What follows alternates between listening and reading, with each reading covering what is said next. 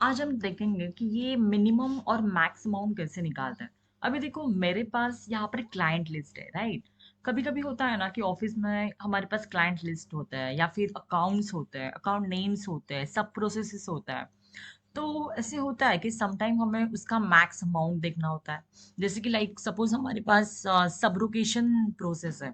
तो सबरोगेशंस में हमेशा हम एक्चुअल्स देखते हैं, राइट। तो एक्चुअल्स मुझे चेक करना होगा कि कौन से क्लाइंट का सबसे ज्यादा है। तो उस टाइम हम क्या मतलब क्या यहाँ पर ट्रिक यूज कर सकते हैं, कैसे हमें मैक्स अमाउंट पता चलेगी एंड कैसे मिनिमम अमाउंट पता चलेगी। तो ये आज हम यहाँ पर इस सेशन में देखेंगे, ठीक है। तो देखो अगर आपको मैक्स अमाउंट चाहिए तो आप यहाँ पर मैक्स का फॉर्मूला यूज कर सकते हो। बट देखो मुझे अभी यहाँ पर क्या चाहिए। अभी मेरे पास ये है, एक एक्सेल असेसमेंट है, right. Then I have data. तो यहाँ पर देखो मेरे पास सारे डेटा है, ठीक है। तो अभी मुझे जो भी इंफॉर्मेशन चाहिए इसमें से चाहिए, यहाँ से चाहिए, जो भी वो आप ले सकते हो। अभी देखो मुझे ये इंफॉर्मेशन एक्सेल असेसमेंट से चाहिए, ठीक है। मेरे पास यहाँ पर क्लाइंट नेम है एंड यहाँ पर उसके एक्चुअल से, ठीक है। तो अभी मुझे क्या चाहिए, उसकी मैक्स अमाउंट चाहिए एंड मिनिमम। तो मेरे पास एक क्राइटेरिया है, राइट, कि मुझे स्पेसिफिक इसी क्लाइंट की max amount and minimum amount चाहिए। तो हम कैसे निकाल सकते हैं।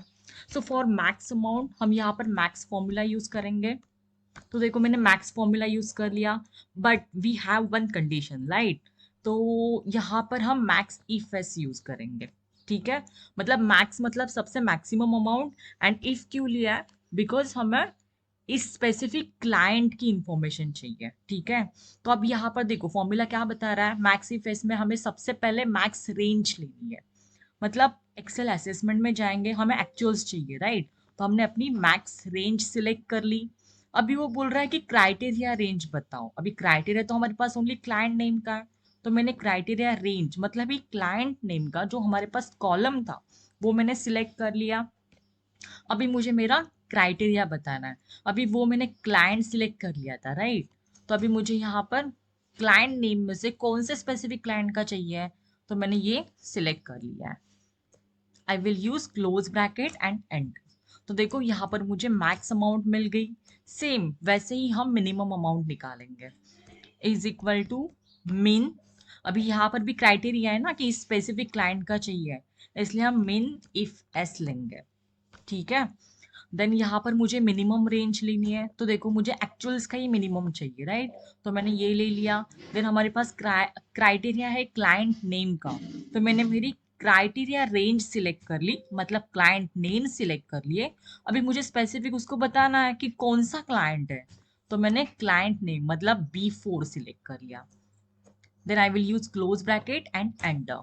तो इस तरीके से मुझे मैक्स एंड मिन अमाउंट मिल गई है मेरी। अभी ये हम ड्रैग करेंगे तो मुझे सारे क्लाइंट्स की सारी इंफॉर्मेशन मिल गई कि यहाँ पर एडवेंट इंटरनेशनल इसकी मैक्स अमाउंट क्या है, मिनिमम क्या है। तो ये सारी इंफॉर्मेशन मिल गए। अभी देखो इसका सेम आ रहा है बिकॉज इसका में भी एक ही ट्रांजेक्शन होगा। सो दैट्स वाई मिनिमम भी वही है एंड मैक्स भी वही है, राइट। यहाँ पर देखो यहाँ पर चेंज दिख रहा है। दैट मीन्स इसके 2-3 ट्रांजेक्शन होंगे, इसलिए जो मैक्स अमाउंट है वो हमारे मैक्स कॉलम में आ गई एंड जो भी मिनिमम अमाउंट है वो हमारे मिनिमम कॉलम में आ गई है, ठीक है। तो इस तरीके से हम मैक्स एंड मिनिमम अमाउंट यहाँ पर निकाल सकते हैं। एंड ये फॉर्मूला आप कहीं पर भी यूज कर सकते हो। जैसे कि सपोज आपको किसी ने पूछा है कि ये मेरा क्लाइंट नेम है, तो उसमें कोई भी ट्रांजेक्शन या फिर सपोज आपके पास कुछ उस प्रोसेस के प्रोडक्शन काउंट्स है। कभी कभी होता है ना कि एक ही क्लेम पे हम 4 to 5 टाइम उस पर काम करता है। तो समटाइम ऐसे हो सकता है कि उसके ऊपर कितने बार टच पॉइंट्स हुआ है। तो वो भी चेक करने के लिए आप वहां पर भी डिस्टिंक्ट काउंट निकाल के देन आप मैक्स एंड मिनी यूज कर सकते हो। मतलब इसके बहुत सारे यूज है। तो आप इस तरीके से मैक्स एंड मिन ये फॉर्मूला यूज कर कर आपके मैक्स एंड मिन अमाउंट यहाँ पर निकाल सकते हो। Thank you.